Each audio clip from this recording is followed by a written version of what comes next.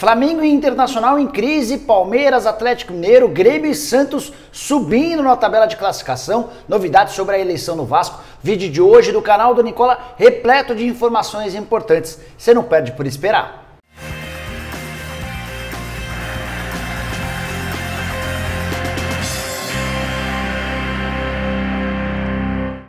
Fala aí pessoal, sou o Jorge Nicola, bem-vindos a mais um vídeo do canal, bem legal ter vocês aqui em pleno domingo. E antes de passar as informações importantes, um único pedido para você virar membro do canal do Nicola, só apertar esse botãozinho vermelho de inscreva-se, já ultrapassamos 900 mil inscritos, a caminho de 1 milhão de inscritos, prometo quando rolar 1 milhão de inscritos fazer uma live para distribuir prêmio para todo mundo. Ah, só para lembrar que hoje também tem live, aquela live de domingo no canal do Nicola, em que você pergunta, eu respondo, o que eu não souber responder repasso para as minhas fontes. Live vai começar às 6 da tarde, fechado? Bom, bora começar o vídeo que tem muita informação. Quero começar falando sobre o Vasco, que dentro de campo venceu o Sport por 2-0 na Ilha do Retiro. Vitória fundamental para um Vasco que não vencia há bastante tempo. Era o 18º colocado, ou seja, na zona do rebaixamento, e o Cano ainda voltou a encontrar as redes. 2 gols importantíssimos que colocaram o Vasco nesse momento na 15ª colocação, ou seja, saltou do 18º para o 15º, fora da zona do rebaixamento.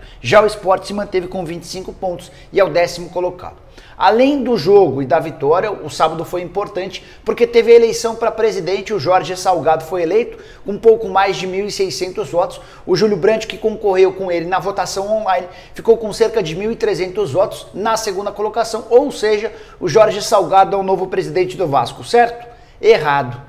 Saiba que o Levenciano, que havia vencido no sábado passado em votação presencial, foi à justiça e conseguiu às 10h47 da noite desse sábado uma decisão favorável. O STJ, o Superior Tribunal de Justiça, acabou devolvendo, encaminhando o pedido da ação do Leven ao TJ do Rio. O TJ do Rio que já havia validado a eleição do último sábado, do sábado da semana passada. Ou seja, se você quer saber quem é o novo presidente do Vasco, não dá para ter a mínima ideia. Certamente essa questão ainda vai ter desdobramentos na justiça e a gente vai ter de aguardar para saber se o Jorge Salgado ou se o Levenciano, quem será o presidente cruzmaltino. E o Grêmio, hein? Renato Gaúcho prometeu que o seu time melhoraria e nesse momento dá para dizer que o Grêmio pode ter os mesmos pontos do Internacional. O Grêmio fez 4-2 no Ceará nesse sábado em casa, os gols do Jean-Pierre aos 20, do PP aos 33, o Kelvin descontou para o Ceará aos 37 do primeiro tempo e ainda no primeiro tempo aos 40 o Diego Souza fez 3-1 para o Grêmio. No segundo tempo o Thuram fez 4-1, primeiro gol do Thuram com a camisa do Grêmio e no finalzinho o Thiago já nos acréscimos fez o 4-2 placar final. Com o resultado, o Grêmio chegou a 10 jogos de invencibilidade. São 7 vitórias consecutivas, maior período de vitórias seguidas desde que o Renato Gaúcho assumiu o Grêmio. Com isso, o tricolor foi para 33 pontos na tabela de classificação e tem um jogo a menos do que o Internacional. Se vencer, ele chega aos mesmos 36 do Inter, algo impensável algumas rodadas atrás. O Internacional muito melhor do que o Grêmio, a coisa mudou radicalmente. Para completar, queria contar que esse jogo que o Grêmio tem a menos é contra o Goiás. Tendência de vitória, o Goiás é o pior time do campeonato. A única coisa que o Grêmio não teria, igualando-se aos pontos de Flamengo e Internacional, seria o número de vitórias. O Grêmio chegaria a 9, Flamengo e Internacional tem 10. Isso porque o Grêmio tem empatado demais no Campeonato Brasileiro, mas o tricolor gaúcho, quem diria, está de volta à briga pelo título até do Campeonato Brasileiro. Teremos o tricolor com força total nessa reta final de Brasileiro. Quero falar agora sobre o Internacional e o início assustador do trabalho de Abel Braga.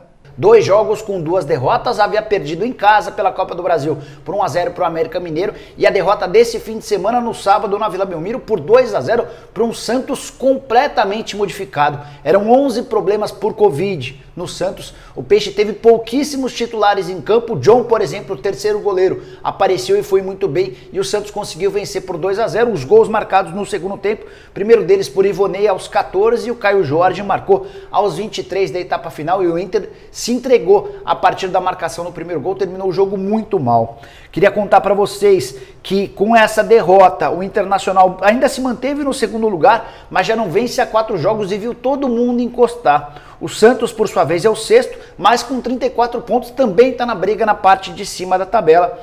E aí, isso por último, mas não menos importante, tem muita gente querendo saber quanto o Abel Braga vai ganhar como técnico do Internacional. Informação que vem do Rio Grande do Sul é que o salário dele vai gerar na casa dos R$450 mil por mês. Bem menos do que o Eduardo Cudê, mas bastante para o péssimo trabalho, pelo menos nesse início de temporada. Uma coisa curiosa, uma coisa bacana pelo menos para o Internacional. O Galhardo estava dentro do avião junto com a delegação do Inter, já se preparando para embarcar para Porto Alegre, quando tocou o telefone do Rodrigo Caetano, o Juninho Paulista, que é o diretor da CBF do outro lado da linha, informava que o Galhardo está convocado para a seleção brasileira no lugar do Pedro. E aí o Galhardo recebeu a notícia enquanto se preparava para o voo começar. Ele saiu às lágrimas, muito feliz, muito animado com a convocação e aplaudido por todos os jogadores do Internacional. Ele vai para o lugar do Pedro, que se machucou.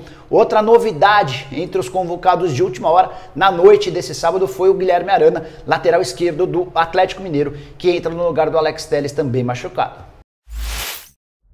Bora falar do Palmeiras com mais uma vitória, são 8 vitórias seguidas, a última derrota há quase um mês. Foi para o Fortaleza no dia 18 de outubro, desde então o Palmeiras vem vencendo todo mundo e o mais legal dessa história é que além das 8 vitórias, só tomou um único gol nesses 8 jogos, foi na vitória por 3-1 contra o Red Bull Bragantino, todas as outras partidas sem ter sua defesa vazada. A última vítima desse sábado foi o Fluminense, vitória por 2-0, os gols no segundo tempo de Rafael Veiga, primeiro de pênalti aos 7, o segundo aos 15.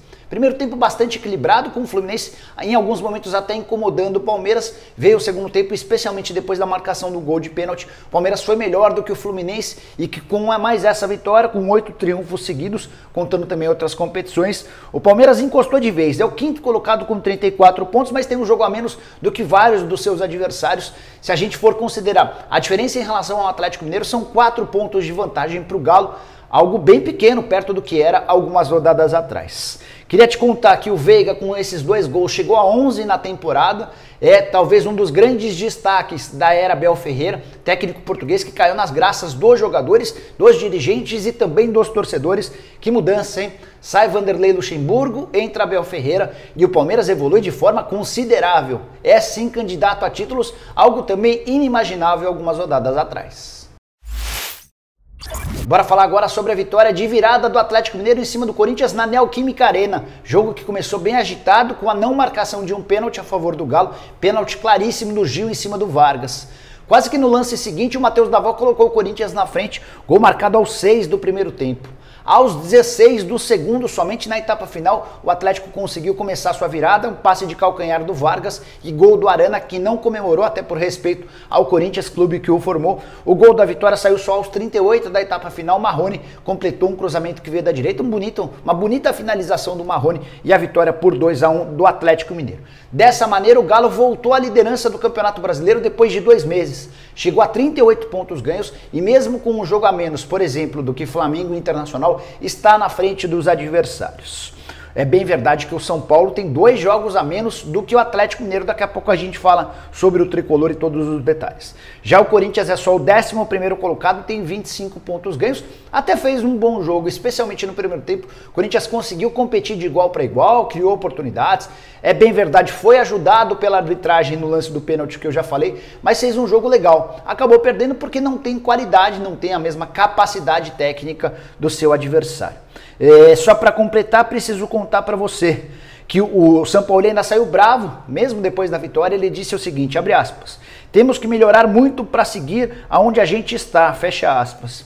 Outra coisa importante, o Atlético voltou a vencer 2 jogos depois de quase 40 dias. Ele vinha de uma sequência de 4 vitórias contra a Red Bull, Atlético Goianiense, Grêmio e Vasco.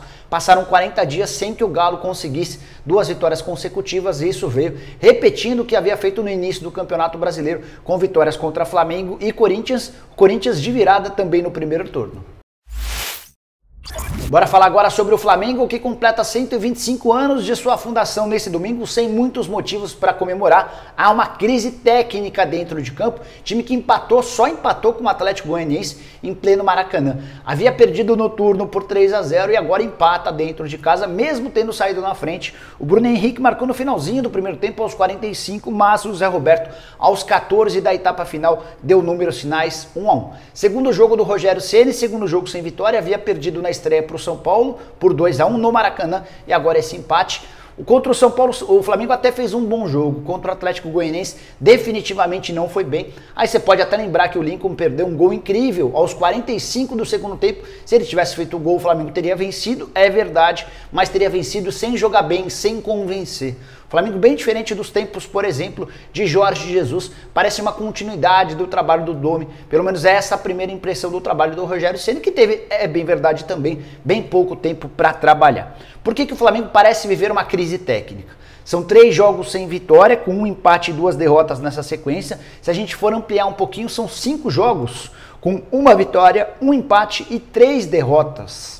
Tudo isso num momento extremamente importante e decisivo da temporada, na quarta-feira que vem. Por exemplo, o Flamengo faz o jogo da volta contra o São Paulo na Copa do Brasil, no Morumbi, em que vai precisar vencer por 2 gols de diferença para passar para a próxima fase. Se vencer por 1 gol, leva a decisão para os pênaltis. O empate ou uma derrota elimina o Flamengo da Copa do Brasil e tira, por exemplo, a chance de faturar 7 milhões de reais para os classificados às semifinais. Quer mais problemas? Pois sabe que o Rogério Ceni já descartou para a próxima partida o zagueiro Rodrigo Caio, o lateral esquerdo Felipe Luiz, o meia Diego. Esses caras estão fora, não jogam. O Rogério também disse que não conta com o Everton Ribeiro. Ele imagina que o Everton vai completar mais um jogo pela seleção na terça-feira. Ele foi titular na última sexta-feira e também colocou em dúvida a possibilidade de escalação do Isla, que tem jogado com a seleção chilena. Para piorar, o Gabigol saiu sentindo dores no músculo posterior da coxa direita, o Thiago Maia teve um entorse no joelho e o Pedro também sentiu dores aí pela seleção brasileira, tanto que até foi desconvocado. Pode ser que o Flamengo não tenha todos esses jogadores para a partida extremamente decisiva contra o São Paulo. Queria muito saber de você, use o espaço para comentários para dizer o que acontece com o Flamengo e se você acha que o Flamengo será eliminado da Copa do Brasil pelo Tricolor. Bora falar agora sobre o São Paulo, que não é líder do Campeonato Brasileiro, mas está pintando como real candidato ao título do Campeonato Nacional. Quem diria que eu falaria isso? Mas preciso dizer, especialmente depois da vitória por 3-2 contra o Fortaleza no Castelão, vitória nesse sábado, mais uma virada do time do Fernando Diniz.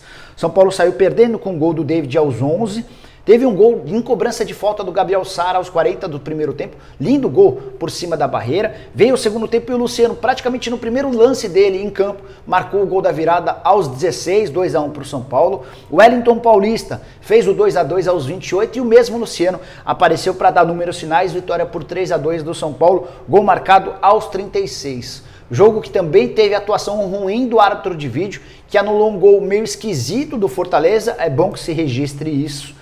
Mas, de qualquer maneira, o São Paulo no Campeonato Brasileiro alcançou 11 partidas de invencibilidade. Perdeu apenas 2 vezes no Campeonato Brasileiro, tem uma das defesas menos vazadas. Toda a instabilidade que o São Paulo mostra nos mata-matas não se reflete, não se traduz no Campeonato Brasileiro.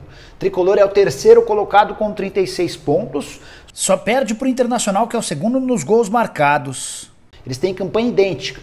Em termos de vitória, em termos de saldo de gols, aí nos gols marcados, o Inter leva vantagem. A diferença é que o São Paulo tem 3 partidas a menos do que o Internacional, então é bem possível que o Inter não seja páreo ao São Paulo nessa disputa pelo título. São Paulo que vem de 5 vitórias seguidas. Estou contando também outras competições, aí eu coloquei uma vitória contra o Lanús pela Copa Sul-Americana e a vitória contra o Flamengo na Copa do Brasil. E para finalizar, preciso te contar que o São Paulo vai para esse confronto contra o Flamengo no Morumbi com mais moral em toda a temporada. Não lembro de ver um time tão confiante como o São Paulo de hoje e até respaldado e respeitado pelo torcedor. O torcedor são paulino talvez tenha sido aquele que mais pediu a demissão do Fernando Diniz ao longo da temporada, especialmente depois do acerto do Rogério Ceni com o Flamengo e da melhora do time, do rendimento, tanto no Campeonato Brasileiro quanto na Copa do Brasil. O torcedor do São Paulo resolveu dar um abraço, um voto de confiança no trabalho do Fernando Diniz. E na quarta-feira o São Paulo vai ter a possibilidade de emplacar uma classificação extremamente importante contra o Flamengo, vai poder empatar ou vencer para se passar de fase. Se perder por um gol de diferença, a decisão vai para os pênaltis. Bom, pessoal, eram todas essas as informações que eu queria dividir com vocês nesse domingo. Espero que vocês tenham curtido o vídeo e deixem um like por aqui. Quem ainda não se inscreveu no canal do Nicola, bem fácil, só apertar esse botãozinho vermelho de inscreva-se. Aproveita e aperta o sininho para receber notificações. Fechado? Nos vemos na live a partir das 6 da tarde. Até mais, tchau, tchau!